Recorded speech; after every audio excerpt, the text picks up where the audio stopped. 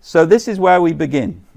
A thought experiment which has been explored by various people in various ways to the effect that war is gradually becoming less and less a matter of traditional soldiers firing weapons at other soldiers and more a matter involving technology of various kinds. So we can see here a kind of history. Originally, war was just one human fighting another human with no technological equipment. And then gradually, machines such as guns and more complicated machines came to be involved. And then gradually, it was primarily a matter of machines fighting against machines. Tank warfare, for instance, is tanks fighting against tanks. And of course, then other machines, aircraft, ships, and so forth, became involved too. So naval warfare is exclusively a machine-to-machine kind of affair. Then very special kinds of machines became involved, namely computers. And some people envision a point in time where warfare will become entirely a computer-to-computer kind of affair, very much like a video game. Now, I think there is a grain of truth in this thought experiment, which I'm going to elaborate. So this is what I just went through. Now, why do machines get more and more important as time goes by? Because politicians don't care if machines get destroyed, but they do care if people get destroyed. And as politicians see more and more the possibilities of straightforward machine warfare where people are not at risk, then they want to have more and more of that warfare, or threaten more and more of that warfare, because they know that that will be more popular with their voters. Now, what is the relevance to philosophy of all of this? So the first kind of relevance is ethics. So this raises new problems or new questions for the ethics of military activity. Military ethics is part of ethics. A lot of what we're talking about when we're talking about machine-to-machine warfare has implications, ethical implications. So that's a philosophically relevant idea. But I think the more interesting implication of all of this work for philosophers is that this is a place where philosophers can get jobs. And if you go to one of the job sites on the internet, for instance, Glassdoor, then you'll find that there are, at any given time, a dozen or so jobs for ontologists, sometimes called ontology engineers. So this is Citibank. They were advertising for an ontology engineer who would also be a vice president of the bank. These are other examples. So the senior ontologist with the Mayo Clinic, an information architect, ontologist at Chase Bank, an ontologist working for the Allen Institute for Brain Science. Interesting looking jobs, and I know that they are hiring philosophers to fill these jobs. And the philosophers have to have certain kinds of expertise, but you'll get at least a chunk of that expertise from this course. And this job refers specifically to an ontology that we will be talking about today, namely BFO, which was created in Buffalo. In the AI world, people often talk about the singularity. The singularity will be the point in time when computers become more intelligent than people. I do not believe that that singularity will ever be achieved. I think it's a pipe dream, and I can provide arguments for that in due course if people are interested. But the singularity, of course, if it ever came about, would transform warfare. And it might involve artificially intelligent robots fighting other artificially intelligent robots. And then people, if they are playing any role at all in this, would be relatively insignificant. The robots would be making the decisions, and they would be killing up, as it were, other robots. And that is not the scenario I'm talking about when I talk about the future World War III being fought on the internet. So I'm going to be talking about the real world. That I believe that there is a tendency for war to become more and more digital, But that's not necessarily going to mean that humans play a lesser role, nor will it necessarily mean that humans don't die. So I'm not really convinced by the idea that war will one day be like a video game. I don't think that there is a coherent scenario under which the present way of fighting war, namely by killing people, will be replaced by a nice, friendly way of fighting a war, namely by means of some elaborate kind of video game. What we will have, however, is an AI arms race. So the machines are going to get more and more sophisticated. And because such great matters depend upon having more and more sophisticated machines, there will be huge amounts of money and resources invested in making better and better AI, better and better machines. There are already demonstrations of how machines can beat human beings, not just in games like Go, which is a very, very complicated game, much more complicated than chess, but also in video games which involve people killing people, albeit only within the world of the game. Doom is a game which computers can now beat human beings at playing. It was a big deal to show that you could build a computer that could beat humans playing Go. It's also a big deal that using the same methods called reinforcement learning, you can build a computer that could beat human beings at Doom. Or first-person shooter. This is a screenshot from first-person shooters. So what is the real world like? We are constantly in a kind of warlike relationship with both Russia and China. So every day the Russians are doing things and the Chinese are doing things on the fringes of being military attacks, but which are always just short of real attacks. So an example would be flashing laser light in front of a satellite in order to confuse the satellite. That would be an example of a provocation. So these are Russia's orbital provocations here, and then there would be warship provocations of this kind which we saw in the recent months in the press. And there are many, many provocations of this sort in the digital realm. So in other words, you can provoke people, or you can provoke your adversary, not just with a ship or with a laser light, but also with some kind of computer virus.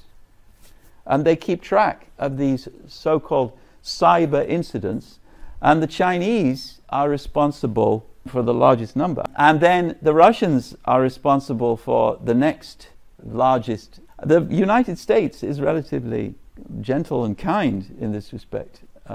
India is worse than the United States when it comes to offender cyber incidents, not to mention Iran and Korea, North Korea. And then the very few attacks against North Korea, quite a few against China, but of course, given the constellation on this side, very many attacks against the United States. So we are already in a state of constant internet war on the level of provocations, which is a step before war. So these are the offenders and these are the victims. All right, now, and the next question we have to address is, will there ever be a third world war? And that's not clear by any means. So traditional wars we've talked about. So we have regular armed forces which were created by states, traditional states. So that's what we had until the Korean War and the Vietnam War. Vietnam was a state. Well, actually, the Vietnam War is already a problem. So let's go to the Korean War. The Korean War was a war between states, but it was more complicated than that. And the goals then are the interests of specific states. And battles are decisive because they involve capturing territory of the enemy and then taking over that territory and making the enemy behave as you want the enemy to behave so that they cease to be an enemy. And that it's states who are doing the financing of the war. More and more, however, wars are combinations of states with non-state actors, terrorist groups, liberation movements. And the goals now are not so much geopolitical interests as interests belonging to what we might call identity politics. So a specific subgroup wants to be a nation. They want to be able to identify as being citizens of a nation. And the financing is mostly now not coming from states, but coming from either the revenue of occupying territory, where you can exploit the oil in the territory, as in the case of ISIS, or funds generated by adherents who pay money in order to finance various kinds of revolutionary activities. And this is how the statistics look. So the original kind of warfare is interstate warfare, which is the dark blue here. And extrastate warfare is a case where a state alone is fighting a political entity not recognized by the international community. The light blue here is intrastate warfare, and that's what's growing now. It's not armed conflict between states, it's armed conflict within the territory of a state and involving one or more non-state entities. That's terrorism. If you measure the number of armed conflicts, the overwhelming number of armed conflicts nowadays are terrorist groups inside a state creating conflict by attacking other groups, including government troops of that state. Now, if these patterns continue, then since world war involves interstate warfare, which is diminishing in importance, Germany doesn't fight Canada anymore. Nowadays, wars involve non-state actors to an increasing degree, and those non-state actors don't have global ambitions typically, although the world of Islam is sometimes affected by people who have global ambitions, but generally terrorist groups don't have global ambitions, and so it's questionable whether there will ever be a third world war.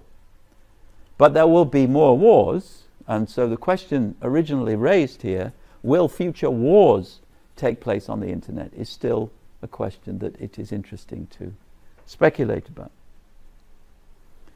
All right, now the next thing that we have to address is the multimodal nature of warfare. I mentioned already that we have joint doctrine and then we have service doctrines.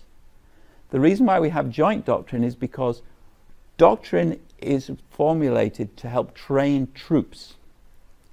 And the army doctrine is formulated to help train the army. More and more modern warfare is joint warfare.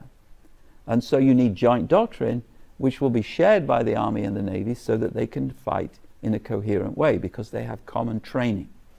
Common training is, in a way, an ontological matter, because common training, as formulated by doctrine, is in large part training in the way language is used, so that when the commander issues an order, the troops will immediately understand the order, and they will speak the same language as the commander. And that means the language has to be formalized or controlled, so that the very same words mean the very same things in all occasions when they're used.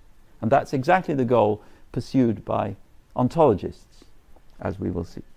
All right, so now wars today are not merely joint, they are also multimodal. That means that they involve lots and lots of different kinds of machines. So we have screens and keyboards and computers in the command center, which are connected to all the other elements involved in fighting a war. So these are mobile land vehicles at the very bottom, and then you have ships, you have satellites, you have aircraft of various sorts.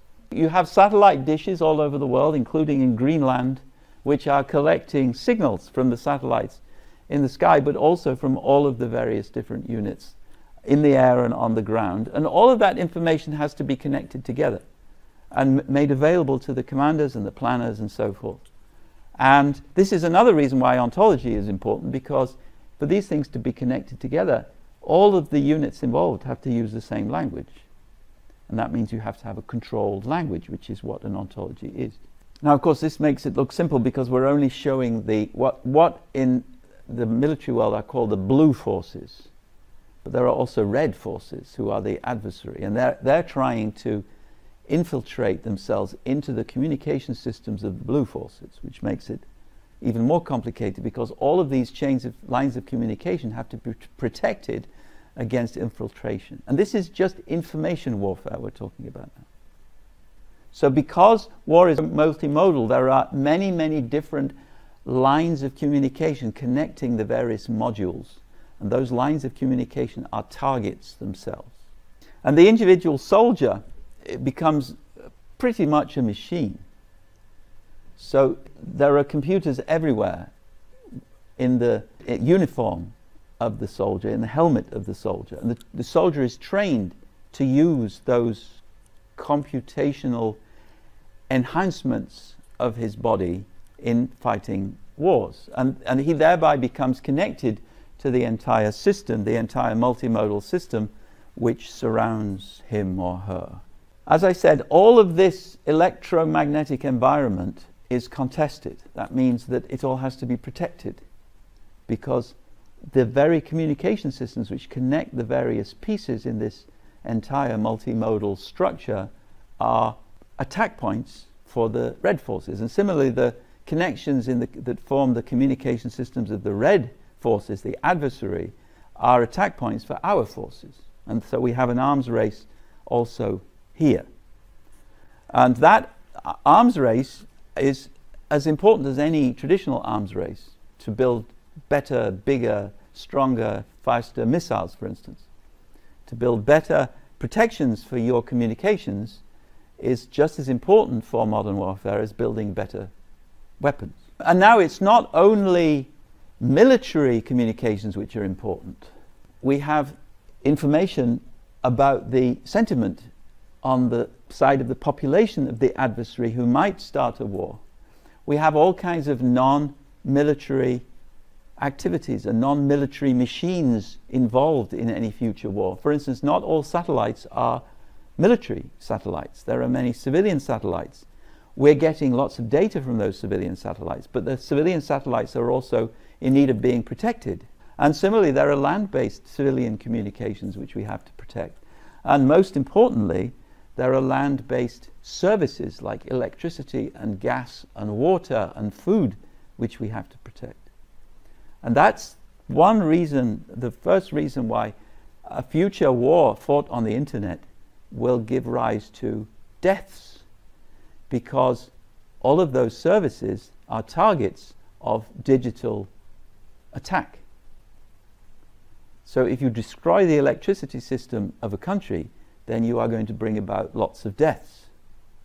And so we need to protect the electricity supply of our country from possible attacks by enemies, terrorists or other states. All right, now the question which I've mentioned already is, how do we link all these data together? And this is the ontology question. When military services evolve, they create many, many databases. They create many, many data systems. They create many, many communication systems. These are created by different organizations under different sets of instructions and requirements. And they never work together. And the reason for the growth of ontology is because ontologists are held to be people who might conceivably have a solution to the problem that existing data systems never work together. This is what ontologies are. They're controlled vocabularies which are designed to help solve the problems which arise when different kinds of entities have to communicate with each other, including people, one person to another. And so the working together means interoperability. And ontologies are a method to create interoperability purely on the level of language. The interoperability that the ontology provides has a software side, but the focus is making computers and people use the same language, use the same words to describe the same things, and thereby enable joint action, not just joint action between the army and the navy, but joint action between machines and people, between people, and so forth. There is a book, and it gives you a background also of the semantic web, and a lot of the examples are medical, or biological, but the general theme you will recognize is also philosophical. And just a little piece of history, this is about something called basic formal ontology, or BFO. That is the ontology that we use here in Buffalo, and which is used also by many, many other ontology groups around the world. It was created here in Buffalo, and it contains the phrase formal ontology, and it is not completely unimportant that that phrase formal ontology was first used by Husserl, who was the founder of the phenomenological movement. And it was part of Husserl's account of the theory of wholes and parts. There are various relations used in ontologies. One is the part-whole relation, and we'll see others as we go along. And a lot of the work which went into BFO was inspired by Husserl and by people who came after Husserl. This is a picture of BFO. I'm not going to say much about it yet, but you can see entity at the very top, and then we divide entities into two kinds: continuance, which means things like things, and occurrence, which means processes, entities that happen. And we'll go into some of the rest in due course, but now it looks a lot like Aristotle's categories, as it happens. It's not an exact match, but there are a lot of similarities. And Aristotle divides his categories into substances and accidents, and accidents can be either properties or relations. The substances in Aristotle are BFO independent continuants, and the accidents are BFO dependent continuants. So accidents are things like being too hot, or being hot. That's an accident because you can be cold again. It's not something that is necessarily affecting you. And that's what Aristotle meant by accident, something that you could gain or lose.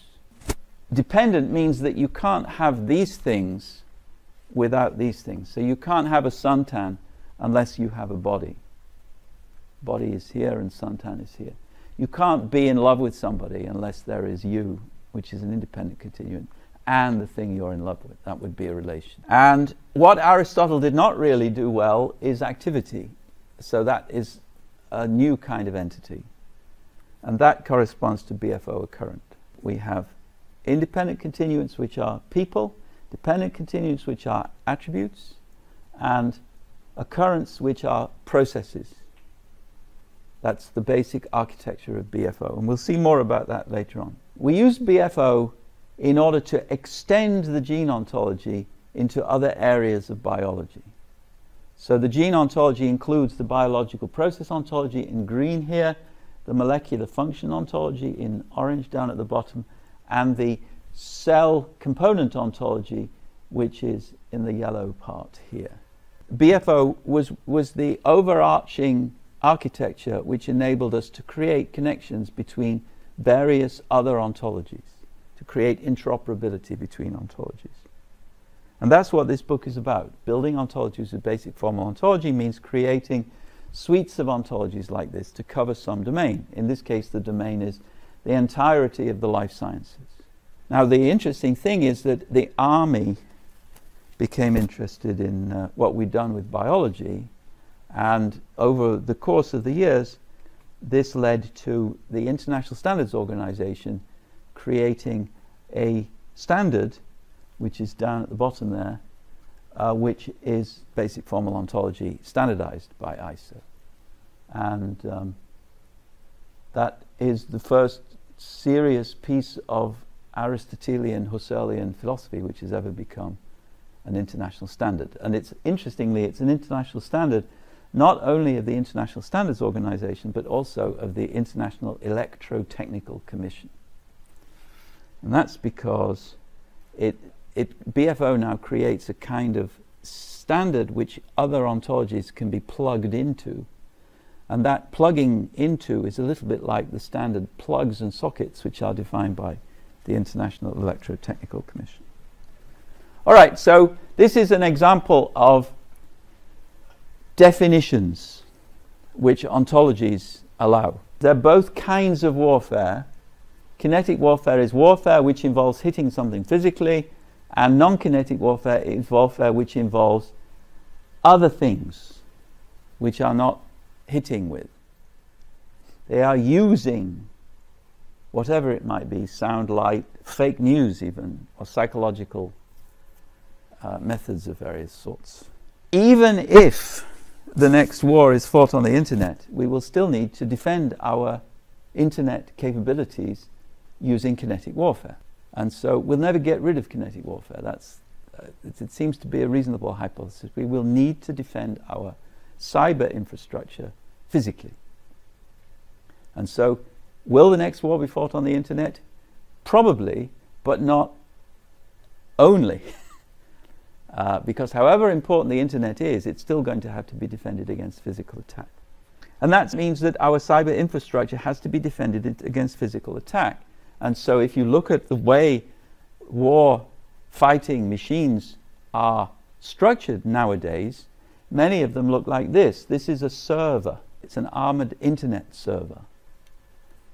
And this was already in 2011. So these are more pieces of internet equipment, which are, I think, again in Iraq. And this is 3 servers protected by other vehicles. Now the next point that we have to make is that the internet is going to be used to attack infrastructure, which is important for the non-military. So all of these different kinds of infrastructure are going to be potentially subject to threats. And most of them we already have examples one way or another. There's an interesting case in healthcare. There is in Virginia, I understand, a town which is a fake town created by the military in order to test defenses against cyber attacks. So they have a hospital, they have a bank, they have a school, and then they have various people who are paid to try and attack these institutions. And then they assess the needed defenses. And so they have a hospital, and the hospital was attacked. It was easy to attack because the healthcare IT is very insensitive when it comes to potential cyber attacks. So they were able, within an hour or so, to put all the nurses on leave, change all the appointments for all the patients so that they were all going on Sunday, and a whole series of other things that wrecked almost immediately the entire healthcare infrastructure of this town. It was a small fake town, but still, the cyber attack on the healthcare institutions of the town was, but it proved that basically we are sitting ducks from a healthcare cyber attack point of view. All of these things are equally, or to some degree, susceptible in the same sort of way. And that means there's a huge industry of people trying to find ways of defending these things against such potential cyber attacks.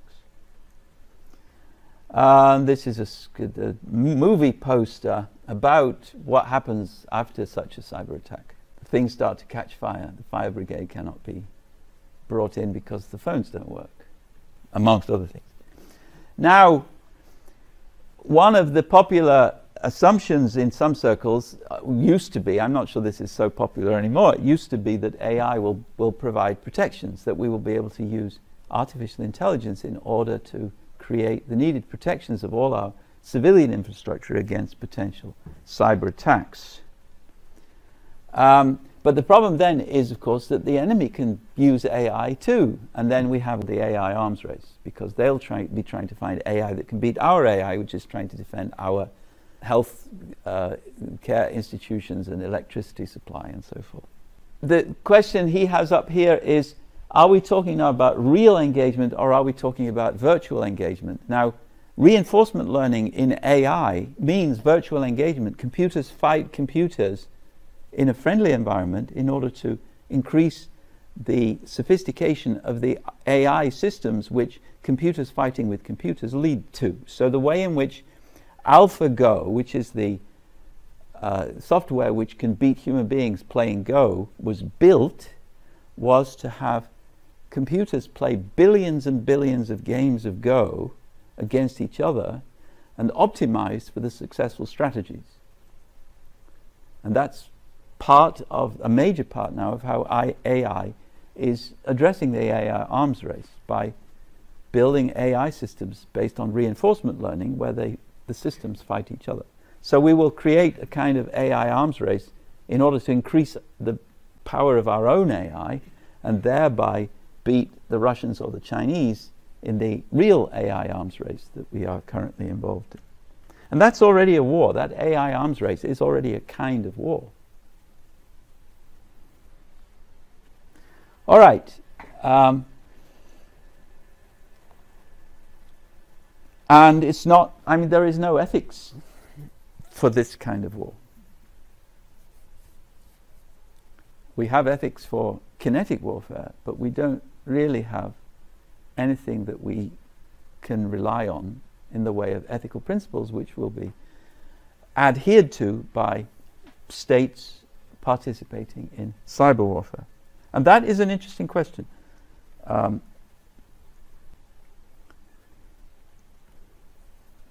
right. Now the problem is that it's very hard to keep track of where cyber attacks come from. And if you want to have ethics which is practically applicable to prevent certain kinds of outcomes, then you need to be able to assign responsibility for certain kinds of actions. And the problem with cyber warfare is that it's not easy to specify who is responsible for certain kinds of actions. There too, we will develop AI systems which will become better at doing this.